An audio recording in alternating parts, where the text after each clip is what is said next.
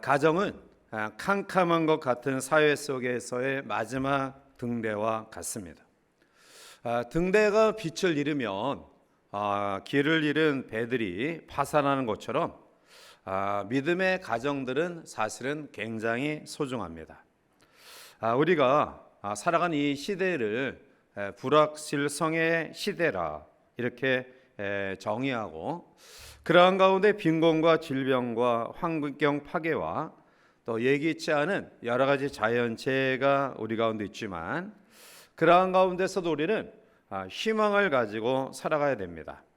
21세기의 동향을 쓴 존 나이스피츠는 비록 이 시대가 비종교적이며 불신앙적인 무신론의 사회 속에 살아가지만, 그러나 그럼에도 불구하고 영적인 도덕적인 타락에서 소망을 줄 것은 오직 교회밖에 없다, 이렇게 지적하고 있습니다. 따라서 이러한 차원에서 볼 때 교회는 희망의 등대와 같다, 그런 역할을 해야 된다라는 거죠.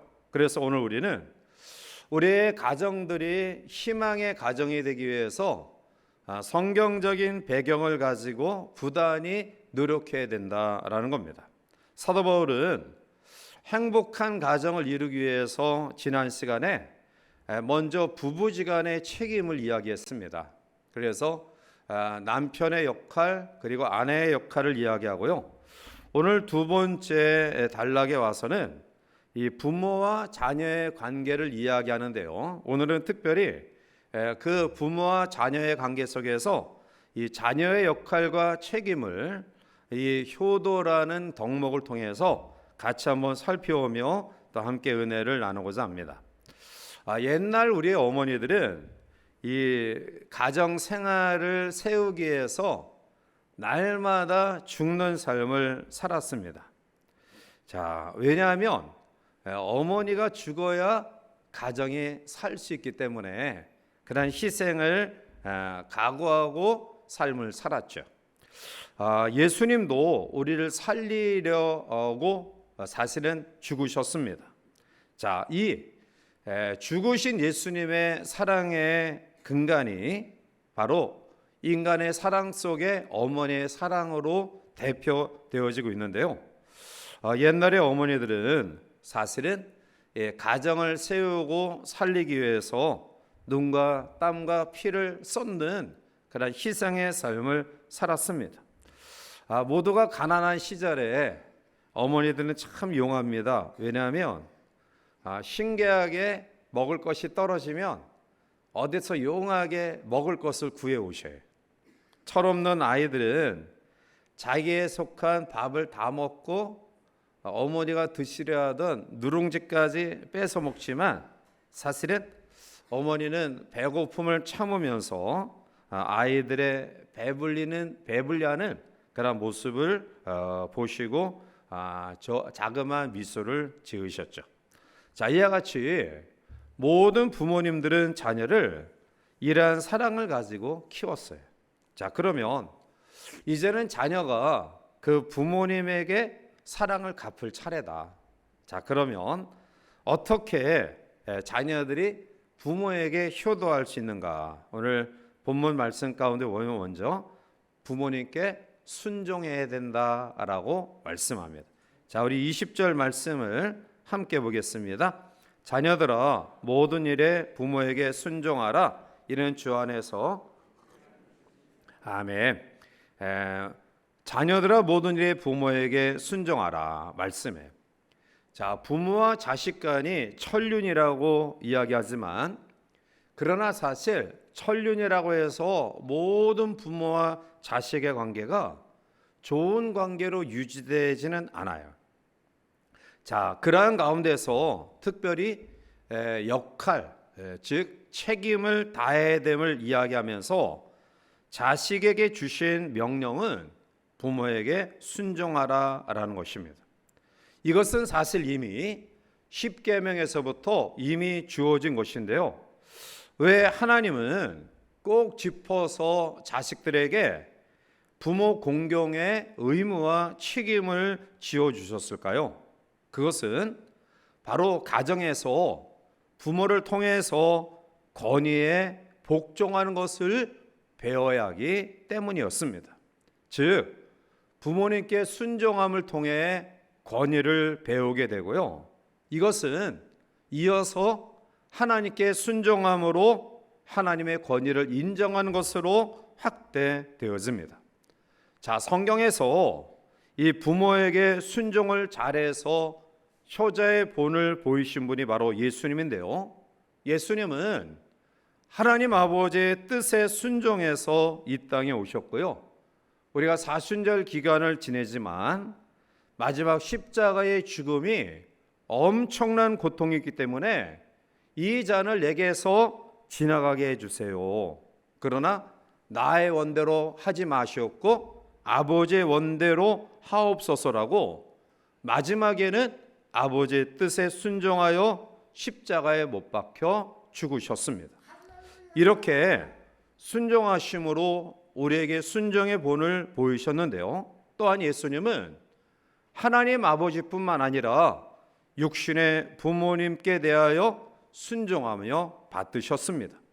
누가복음 2장 51절에 보면 예수께서 함께 내려가사 나사렛에 이르러 순종하여 받드시더라. 그 어머니는 이 모든 말을 마음에 두니라 말씀.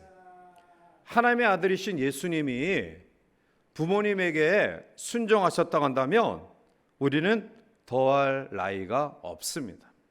유대 속담에 보면 이러한 말이 있습니다. 하나님은 성육신에서 이 땅의 모든 가정에 계실 수 없기 때문에 집집마다 어머니를 두셨다라는 속담이 있어요.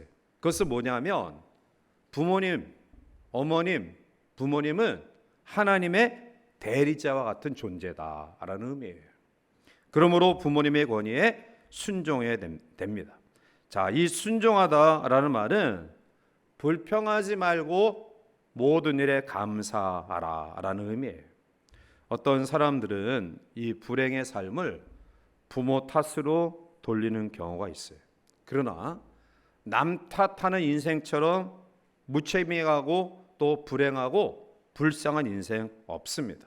물론 부모님을 잘못 만날 수도 있습니다. 요즘 우리 MZ 세대들이 이야기하는 것처럼 흙수저 가정에 태어났다, 뭐 그러한 넋두리 하는 것처럼 조금 세상적인 가치 기준을, 평가 기준을 볼 때 조금 부족한 가운데에 태어나서 성장할 수도 있어요. 그러나 이러한 상태에서 반면 교사로 삼아서 얼마든지 반전의 역사를 일으킬 수 있다라는 거예요.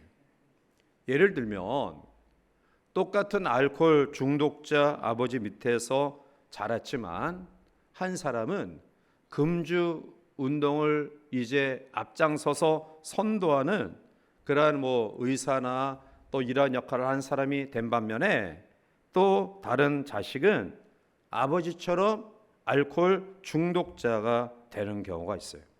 문제는 부모가 문제가 아니라 내가 어떻게 반응하느냐, 이것에 따라 우리의 삶은 얼마든지 달라질 수 있다라는 거예요.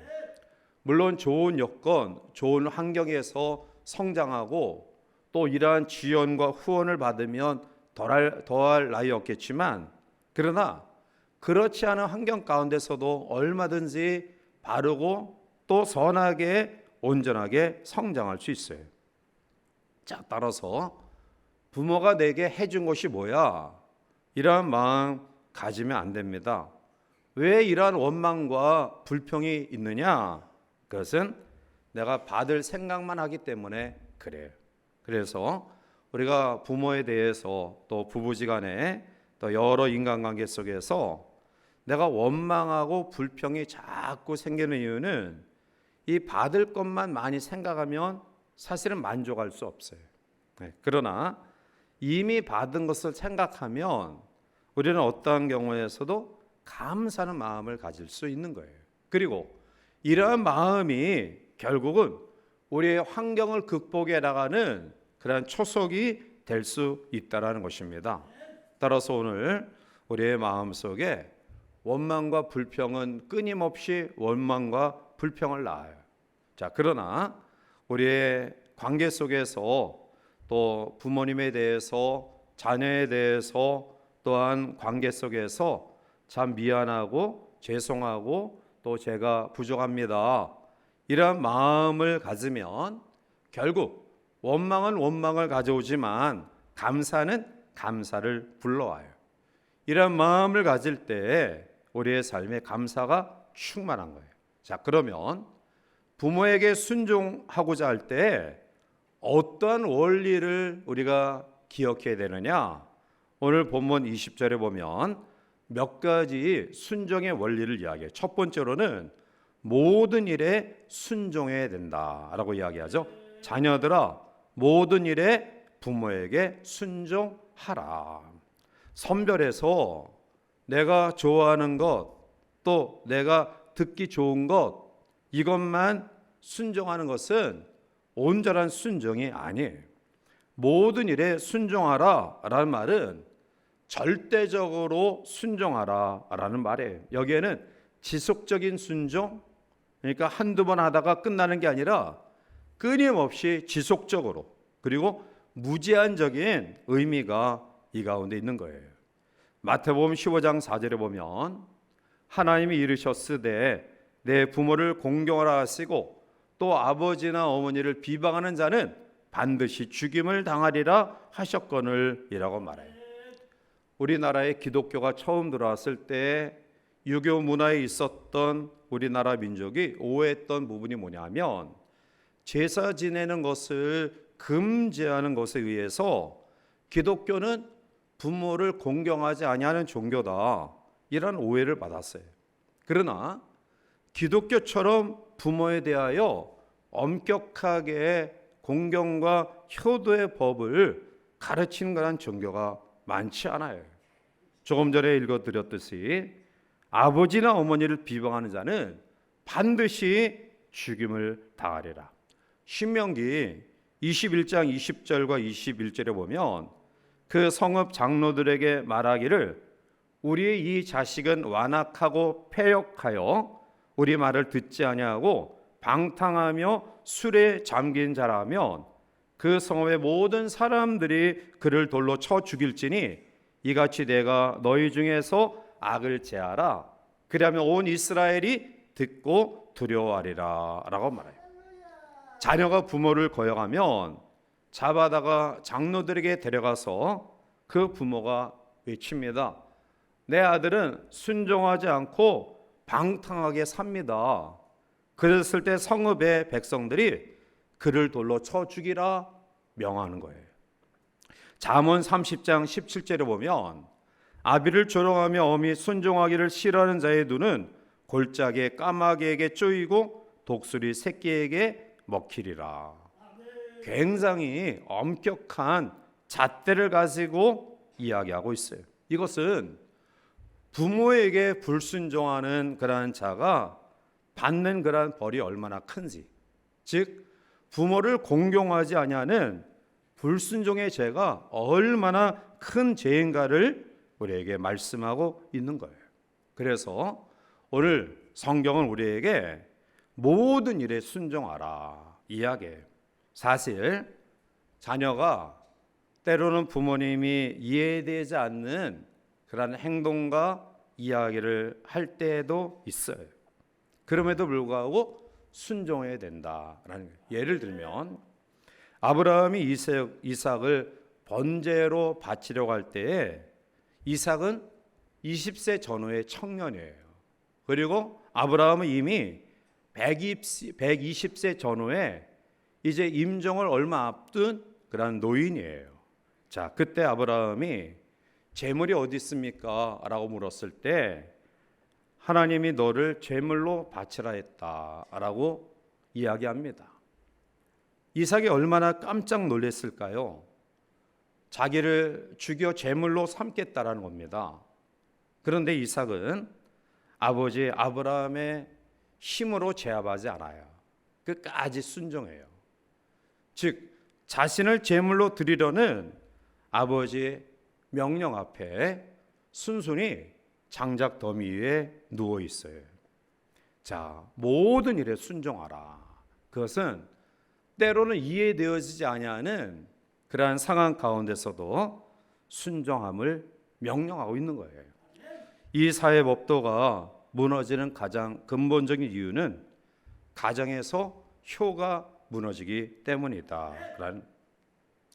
예전에는 사람이 몇 가지 단계를 통해서 변화의 기회가 있어요. 즉 학교 교육을 통해서 변화의 기회가 있고요. 또 하나, 이 군대라는 조직 속에서 남자들은 변화의 기회를 접해요. 그래서 교육을 받으면서 성장해 나가고, 또 개망난이 생활했던 아이들이 군에 와서 부모님의 사랑에 대해서 재인식하게 돼요. 그래서 물론 이제 제대하면 또 마음이 도로함이 타불이 되지만, 군대에 있을 때는 내가 이제 부모님께 효도해야 되겠다, 이런 마음을 다 가져요. 자, 그런데 지금 학교 교육계에 몸담고 있는 분들, 또 군에서 제 후배 군인 목사님들 이야기를 들어보면, 이거는 어떤 변화의 접촉점을 찾을 수 없다라는 거예요. 도저히 불가능하다라는 거예요. 왜냐하면 결국 문제는 가정에서부터 이러한 부분들이 세워지지 않았기 때문에. 가정에서 세워지지 아니한 아이가 학교 교육 가운데서 공교육 속에서 오직 대학 입시, 좋은 대학, 인류대학, 여기에 목을 메고 하는 교육의 인격적인 삶의 변화가 있을까요? 이러한 속에서 성장한 아이들이 제약된 군생활 가운데서 그들이 변화될 수 있을까요? 결국 이 사회의 혼란스러움의 가장 근본적인 이유는 가정이 붕괴되고 있기 때문에 그렇다. 부모님에게 순종하지 않는 자가 학교에서 교사에게, 어떤 사회에서 어떠한 권위를 가진 사람에게 순종할 수 있느냐? 그렇지 않아요. 그래서 옛날 초대교회에서는 효와 신앙을 한 개념으로 생각하면서 바로 순종을 앞세웠습니다.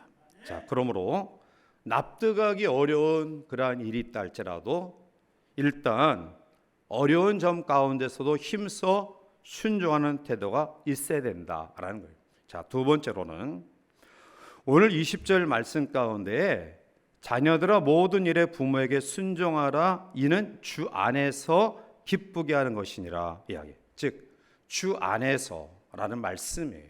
즉 하나님의 뜻 안에서 순종해야 된다라는 거예요.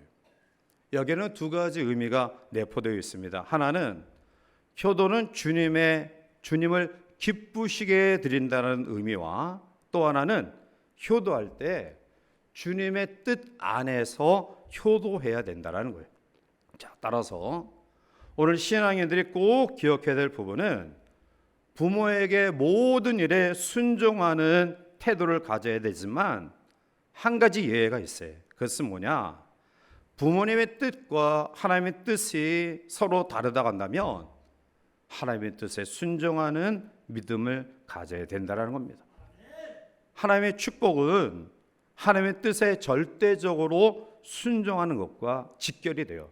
자, 따라서 주 안에서 기쁘게 하는 것이다, 주 안에서 부모를 공경하라, 이 선행적 조건을 주시는 말씀을 꼭 기억하면서 우리가 하나님의 뜻 안에서 순종하는, 그래서 우리가 기도할 때 하나님, 우리의 부모님이 하나님의 뜻과 어긋나지 아니하는 생각과 삶을 살게 해주세요, 이러한 기도가 반드시 필요한 거예요.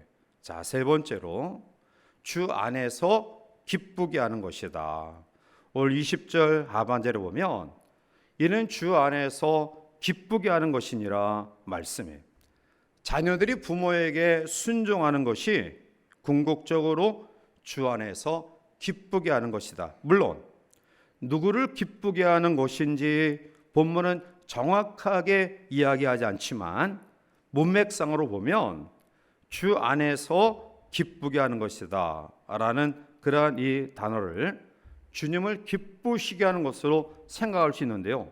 그래서 현대어 성경을 보면 이 구절을 이것이 부모에게 순종하는 것이 주님을 기쁘시게 드리는 일입니다 라고 번역하고 있습니다.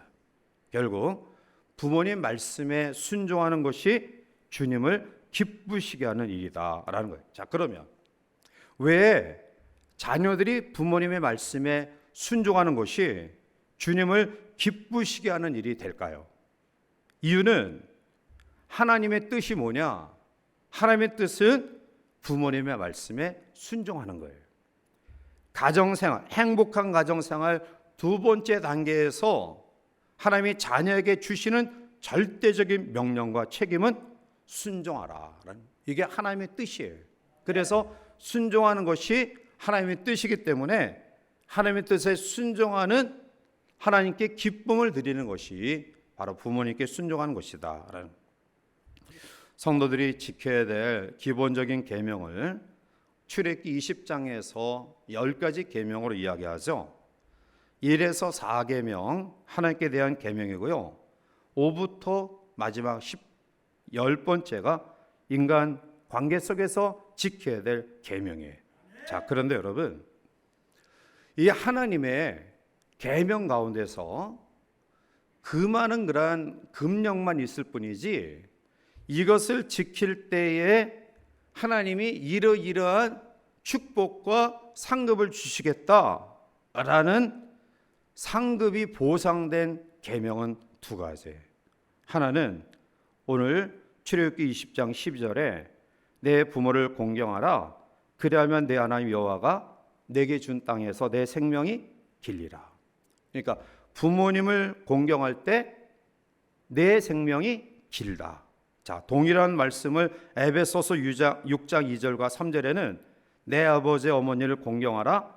이것은 약속 있는 첫 계명이니 이로써 내가 잘되고 땅에서 장수하리라.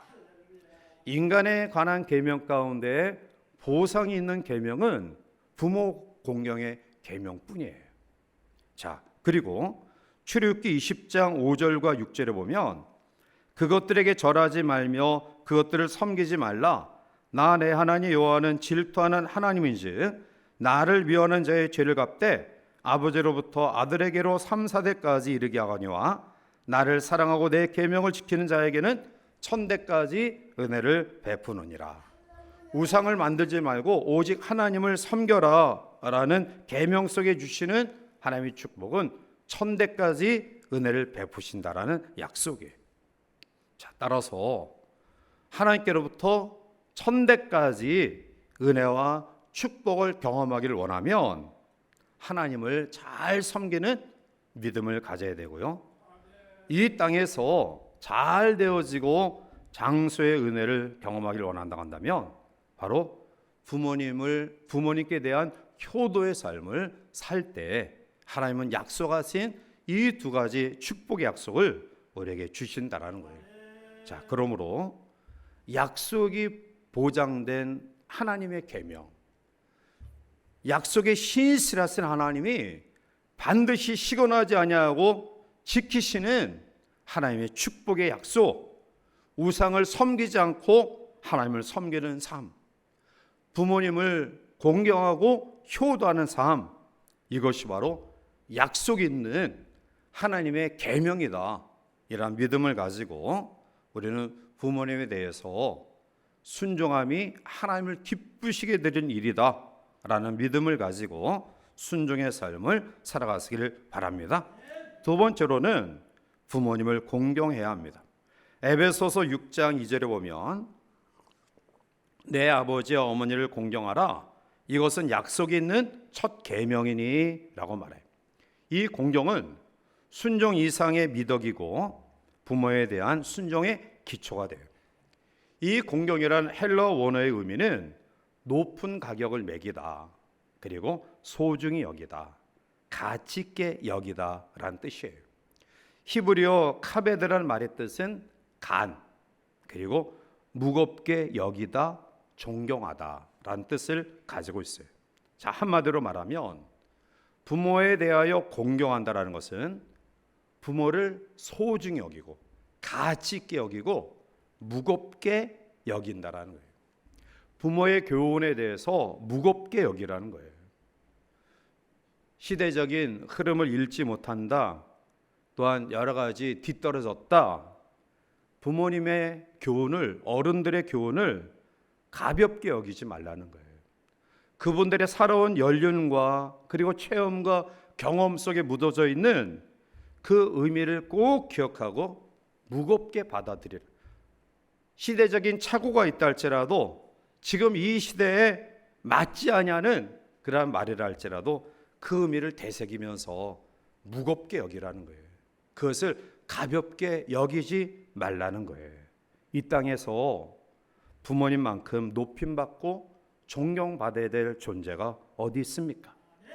사실 우리는 어렸을 때는 부모님을 위대한 사람으로 다 여겨요. 아버지를 대할 때 대통령보다 더 위대하다고 생각해요. 그런데 중학교 들어가면 부모님도 모르는 게 있구나 이렇게 생각하고요. 고등학교쯤 되면 부모님은 참 무식하구나. 그리고 대학생들쯤 되면은 세대 차이가 나고 대화할 상대가 못 되는구나. 그래서 말 안 듣고 뻗대다가 결국 40, 50, 60이 되면은 그때서야 부모님 교훈이 옳았구나. 그러나 그때는 사실 때가 늦는 경우가 많아요. 이 세상에서 우리의 부모님보다 더 존경받아야 될 그러한 분이 어디 계실까요? 나를 위해서 희생하시고 그렇게 조건 없는 사랑을 베푼 분이 누가 계셔요? 그래서 우리는 부모님을 소중히 여기고 정말 존중히 여기고 무겁게 그분들의 삶에 살아온 모든 체험 속에 주시는 교훈을 우리가 받아들여야 돼요. 짐승에게도 부모의 사랑을 배워야 될 미물들이 있어요. 우리가 잘 아는 두꺼비가 있죠. 이 두꺼비는 암컷이 알을 수컷의 배에 산란한다고 해요. 그러면 수컷은 그 알을 이제 암두꺼비의 등에 놓고 사정을 해서 산란을 시킨다고 해요. 그러면은 이 두꺼비 암컷의 이 껍질이 점점 커져서 그 알을 다 감싸 안고요. 거기서 2주 동안 이 어미 두꺼비의 그 포위된 살갗을 먹고 성장한다고 해요. 그리고 어미 두꺼비는 죽는다고 합니다. 자기의 알을 어느 정도 성장하기까지 결국 이 어미 두꺼비는 자기의 신체 일부를 먹이로 줘서 죽게 해요. 우리가 잘 아는 가시나무 고기도 있잖아요. 가시고기는 암컷이 알을 낳고 얼마 있다가 죽어요. 그러면 이 가시고기 수컷이 거기를 떠나지 아니하고 그 알을 보호하고 그 안에서 알이 부화되어서 깨어나면 수컷 가시고기의 살갗을 파먹고 성장해. 영양분을 보충해서 성장해. 그 수컷은 서서히 죽어가는 거예요. 미물도 자기 자식 생명을 살리기 위해서 자기를 희생해요. 하물며 하나님의 형상대로 지음받은 인간, 오늘 우리의 육신을 여기 있게 한 부모님이 그 어떤 분이 자식에 대해서 사랑하고 또 희생하지 않느냐라는 거예요. 여전히 자식된 입장에서 부족을 느끼고 조금 부모에 대해서 내가 흡족하지 않는다 할지라도 과연 부모가 자식을 향한 그 사랑과 헤아림을 우리가 예측할 수 있을까요? 우리가 잘 아는 미국의 제20대 대통령 가필드가 대통령으로 취임하는 날 시간이 다 되었는데 나타나질 않는 거예요. 그런데 한참 시간이 흐른 후 한 노인을 부축하며 식장에 들어서는데요. 이 노인이 바로 이 가필드 대통령의 어머니예요. 늙고 초라한 모습으로 아들의 대통령 취임식장에 절대로 가지 않겠다라는 어머니를 설득해서 모시고 나오고요. 그는 취임 연설에 원고에 없던 내용을 마지막 부분에 첨가하여 어머니에 대한 존경과 감사를 표현합니다. 여러분, 내가 오늘 이 영광의 자리에 있게 서 있는 것은 어머니의 기도와 땀과 눈물 때문입니다. 어머니의 기도와 땀과 눈물이 나를 미국의 대통령으로 만들어 주었습니다. 어머니 사랑하고 존경하고 그리고 감사합니다. 그 연설에 있었던 모든 사람들은 그 어떠한 연설보다 이 마지막 원고 내용이 없었던 첨가된 가필들과 낡고 초라한 어머니를 향한 존경의 그 말에 모두가 감동을 받고 일어나서 박수를 치며 종교에 대해 같이 참여했다고 합니다. 사랑하는 성도 여러분, 오늘 부모님은 우리의 보이지 않는 하나님의 대리자예요. 따라서 오늘 성경이 우리에게 요구하는 것처럼 우리는 조건 없이 공경하는 그런 태도를 가져야 됩니다. 아직 부모님이 살아계시다 한다면 기회를 잃지 말고 다시 한번 마지막 부모 공경의 내용을 실천하시기를 바랍니다. 혹시 지금 부모님이 살아계시지 않아 마음의 아픔을 가지고 있는 분들이 계시다 한다면 살아 생전에 여러분들에게 주셨던 부모님의 말씀을 기억하면서 더 잘된 모습으로 세워지기 위해서 노력하심이 바로 돌아가신 부모님에 대한 못다한 효를 지키는 것일 것입니다. 아울러 부모가 되어 자녀를 양육하는 성도들이 계시다 한다면 오늘 성경이 우리에게 말씀하는 이 부모 공경의 이 아름다운 그런 말씀을 꼭 가르치고 양육해서 우리의 자녀들이 부모를 공경하며 하나님을 경외하는 그런 믿음의 사람들로 세워져가는 귀한 자녀들로 만들어가시길 바랍니다. 따라서 오늘 두 번째 시간 행복한 가정을 이루기 위해서 부부간의 책임과 역할 이후에 부모와 자식 간의 책임과 역할 속에 자식이 해야 될 역할들을 다시 한번 꼭 기억하고요. 어떠한 경우에도 하나님의 은혜 안에서 순종하는 믿음과 부모를 최고의 위치에 두고 존중히 여기며 공경하는 그러한 믿음을 통해서 하나님께서 우리에게 주시는 이 땅의 아름다운 축복을 받아 누리는 복된 성도를 되시길 바라고요. 또 이러한 효도를 통해 우리의 자녀들이 효도의 삶으로 세워지는, 그래서 우리의 가정이 건강하게 세워져서 이 사회가 건강하게 세워지는 아름다운 역할을 이뤄나가는 우리 모두가 되시기를 주님의 이름으로 간절히 축원해 드립니다. 기도하시겠습니다. 사랑에 많으신 하나님, 하나님이 이 땅에 세워주신 교회 공동체와 더불어 가장 심혈을 기울이신 가정 공동체 속에 우리에게 한 일원으로 우리의 모든 역할들을 감당할 수 있는 믿음의 근거를 말씀 속에서 찾게 하시니 진심으로 감사를 드립니다. 남편으로서의 역할은 교회를 위해 예수님이 자기를 희생하듯이 사랑하는 것입니다. 남편에 대한 아내의 역할은 사라가 아브라함을 주로 여기듯이 바로 복종하는 마음입니다. 이제 부모와 자녀의 관계 속에서 자녀가 부모에 대한 태도와 책임은 순종하는, 하나님 안에서 모든 일에 순종하는 믿음과 그 부모님의 교훈과 또 모든 훈계를 소중히 여기면서 무겁게 여기면서 가치를 인정하고 소중히 여기는 마음입니다. 이러한 마음으로 허물어져가는 이 마지막 때 가정이 세워지게 하시고 믿음의 가정들이 세워지는 과정 속에 허물어지는 이 사회가 다시 한번 세워지는 아름다운 역할을 이뤄갈 수 있도록 우리 모두를 축복하여 주시옵소서. 예수님의 이름으로 감사하며 간절히 기도하옵나이다. 아멘.